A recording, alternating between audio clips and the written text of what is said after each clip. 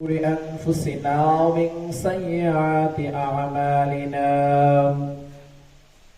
من يهد الله فلا مضل له ومن يضلله فلا هادي له ونشهد أن لا إله إلا الله أن محمدا عبده ورسوله أرسله بالحق بشيرا ونذيرا وداعيا إلى الله بإذنه وسراجا منيرا وقد قال الله تعالى في كلامه المجيد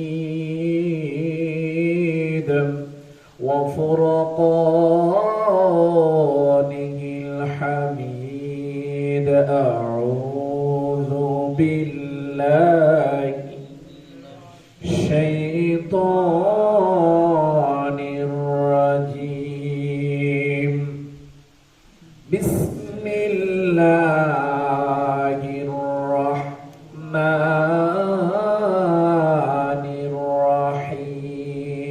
الرحيم وما أرسلناك إلا رحمة للعالمين صدق الله العظيم وقال رسول الله صلى الله عليه وسلم إنما الأعمال بالنيات بارك الله لنا ولكم في القرآن العظيم إن الله وملائكته يصلون على النبي يا أيها الذين آمنوا صلوا عليه وسلموا تسليما بلغ العلا بكماله كشف الدجى بجماله حسنت جميع خصاله صلوا عليهم يا हम सब मुसाफिर हैं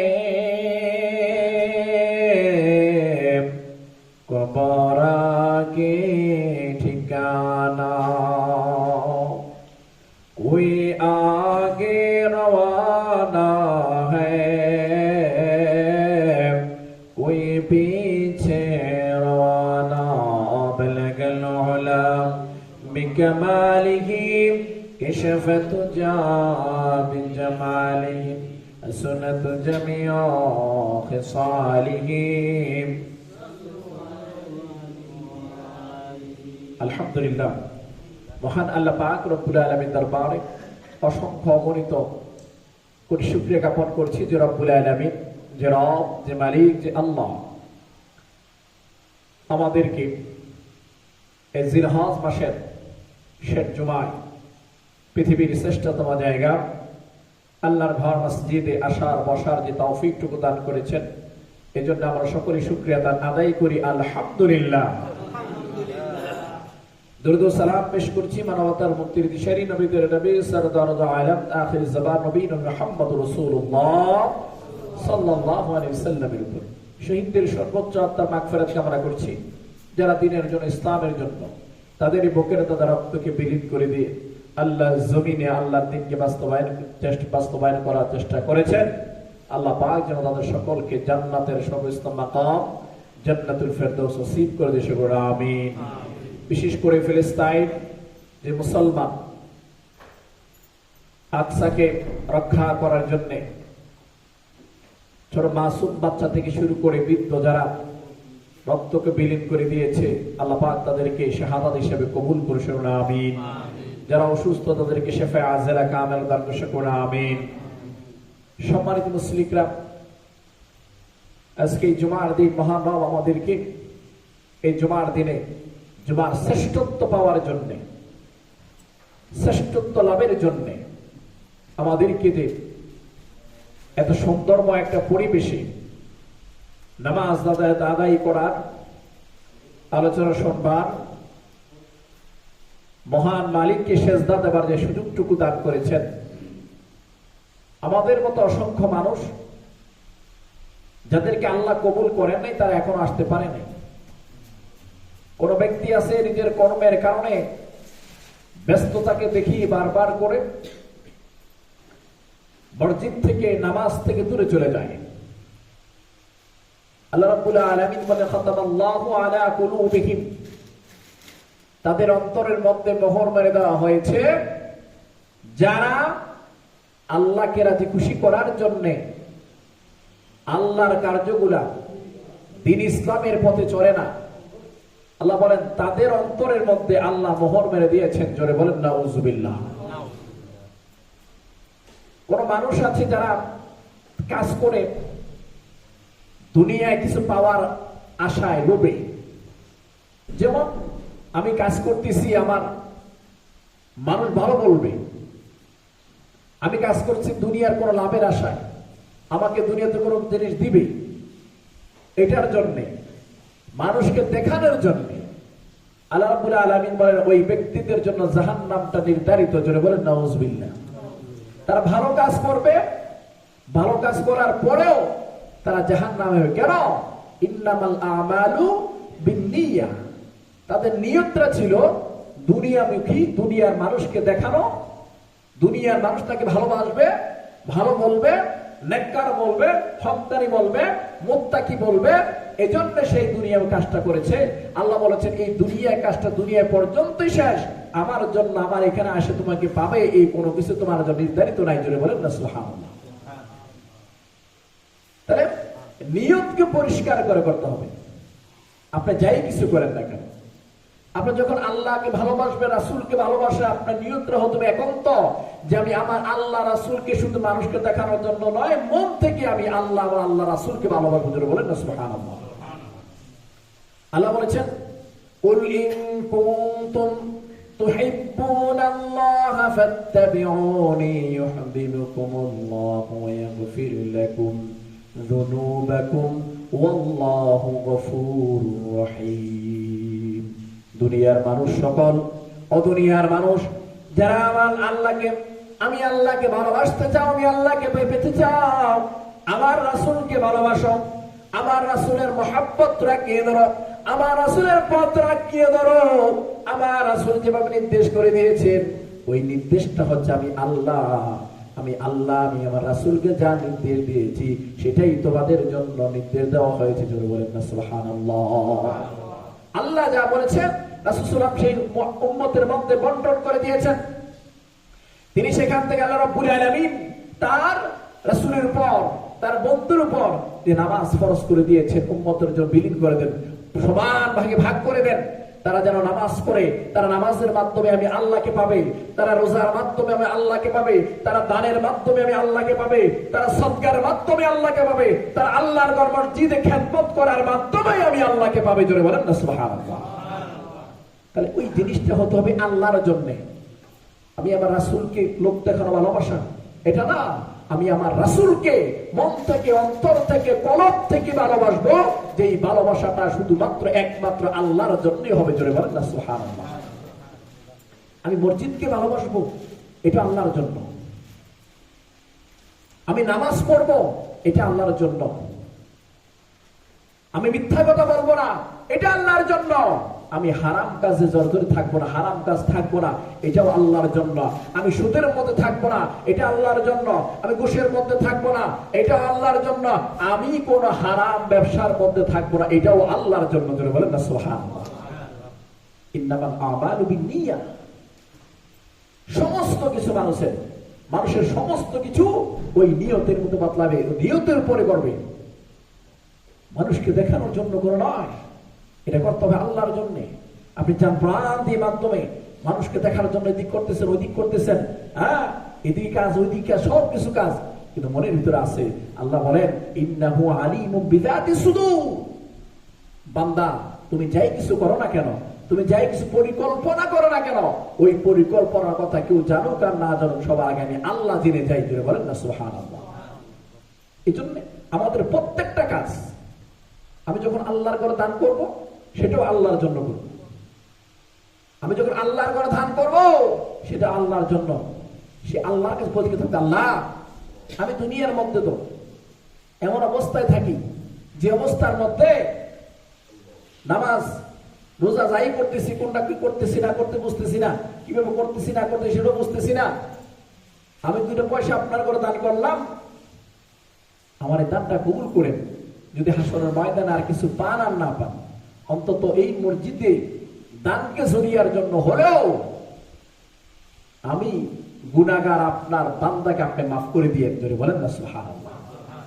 নিয়ম ওইরকম থাকতে হবে। আর যদি বলেন যে আমি দেখানোর জন্য দান করতেছি, আমি দেখানোর জন্য করি, মানুষ দেখবে বা হাবা দিবে, ভালো বলবে, অমুক এটা করতেছে এটি করতেছে, এই যে বিতৃষ্ণা, এই যে চিন্তা চেতনা, এই চিন্তা চেতনা একজন মুমিনের ভিতরে কখনোই এই জাতীয় চিন্তা আসতে পারে না।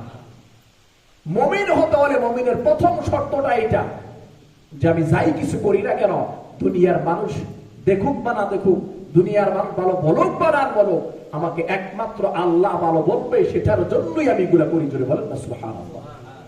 ওমা আরসালনাকা ইল্লা রাহমাতাল লিল আলামিন। আমার আল্লাহ রাব্বুল আলামিন বলেন, বান্দা তোমাদের যে একজন প্রেরিত নবী আমি পাঠিয়েছি, একজন রাসূল আমি পাঠিয়েছি, শুধু তাই জন্য নয়, গোটা মানব জাতির জন্য নয়, গোটা বিশ্বের যা কিছু আছে সমস্ত কিছুর জন্য রহমত হিসেবে নবীকে পাঠিয়েছি। জোরে বলেন না সুবহানাল্লাহ। সমস্ত কিছুর জন্য নবীকে আমি রহমত হিসেবে পাঠিয়েছি, যাই কিছু করে না কেন। কেননা আমার নবী প্রাণীর ভাষা বুঝতেন, গাছের ভাষা বুঝতেন, সমস্ত জীবের ভাষা বুঝতেন তিনি। একজন ব্যক্তি যখন এসে একটা গাছের পাতা ছিঁড়ল বারবার করে, আমার নবী সামনে গেলেন, ওই লোকের চুলগুলা ধরে টান দিলেন। মাথার চুলগুলা যখন তিনি ধরে টান দিলেন, ওই লোকটা সাথে সাথে উহ করে শব্দ করলেন। আল্লাহ রাসূল সাল্লাল্লাহু আলাইহি সাল্লাম উহ করে শব্দ করার কারণে তাকে বললেন, তোমার চুল ধরা আমি ধরলাম, তুমি উহ করে কেন করলে? ওই ব্যক্তি বলেন, আমি কষ্ট পেয়েছি, আমি ব্যথা পেয়েছি, তার জন্য করেছি। আল্লাহ রাসূল সাল্লাল্লাহু আলাইহি সাল্লাম বলেন, তুমি যে বিনা কারণে গাছের পাতাগুলা ছিঁড়তেছ, এই গাছগুলা তো জীব, এই গাছটা যেমনি শুধু শুধু ছিঁড়তেছ, ওই গাছটাও ব্যথা পাইতেছে, গাছটাও ব্যথা পাইতেছে। জোরে বলেন না সুবহানাল্লাহ। গাছটা ব্যথা পাচ্ছে, তুমি যেভাবে গাছটা শুধুমাত্র কোনো কারণ নাই, কারণ ছাড়াই তুমি ছিঁড়তেছ, এই গাছটা ব্যথা পাচ্ছে। তবে হ্যাঁ, প্রয়োজন হলে শুধু পাতা নয়, গাছ পর্যন্ত কাটো, কিন্তু প্রয়োজন না হলে একটা গাছের পাতাও ছিঁড়ো না। জোরে বলেন না সুবহানাল্লাহ। এটাই নবীর আদর্শ, এটাই রাসূলের আদর্শ। ভেদাভেদ করতে হবে। কাফেররা বারবার করে আসতো, মালিকের মার দিত, পাথর নিক্ষেপ করতো। এরপর রাসূল সাল্লাল্লাহু আলাইহি ওয়াসাল্লাম ফিরে তাকাতেন, বলতেন যে পাথরটা আমাকে নিক্ষেপ করেছিলেন, আপনার হাত দ্বারা ওই হাত দিয়ে যে পাথর নিক্ষেপ করেছিলেন, আপনার হাতে কি কোনো কষ্ট পেয়েছে? সুবহানাল্লাহ। এরকম করে তিনি ইসলামকে প্রচার করেছেন। এত মায়া ছিল, এত মহাব্বত ছিল। আজকে আমাদের ভিতরে ফিতনার শেষ নেই। আমরা নামে মুসলমান, কিন্তু অরিজিনালি অন্তরলি মুসলমান হতে পারি নাই। আমরা নামে মুসলমান, একজন গীবত আরেকজনের কাছে না লাগাইলে পেটের ভাত হজম হয় না। একজনের ব্যাপারে আরেকজনের কাছে ষড়যন্ত্র না করলে পেটের ভাত হজম হয় না আমাদের। অথচ আল্লাহ রাসূল সাল্লাল্লাহু আলাইহি সাল্লাম বলেছেন, এটা সবচেয়ে বড় মারাত্মক। এই একটা কোনো ব্যক্তি যদি কোনো ব্যক্তির নামে অন্যায়ভাবে ষড়যন্ত্র করে, ওই ব্যক্তি তার জাহান্নামটা নিজে নিজে নির্ধারিত করে ফেললেন। জোরে বলেন নাউযুবিল্লাহ। কারণ আপনি যাই করতেছেন, আর কেউ দেখুক না দেখুক, কে দেখে? কে দেখে? আল্লাহ একজন দেখতেছে। কুল হুয়াল্লাহু আহাদ আল্লাহুস সামাদ।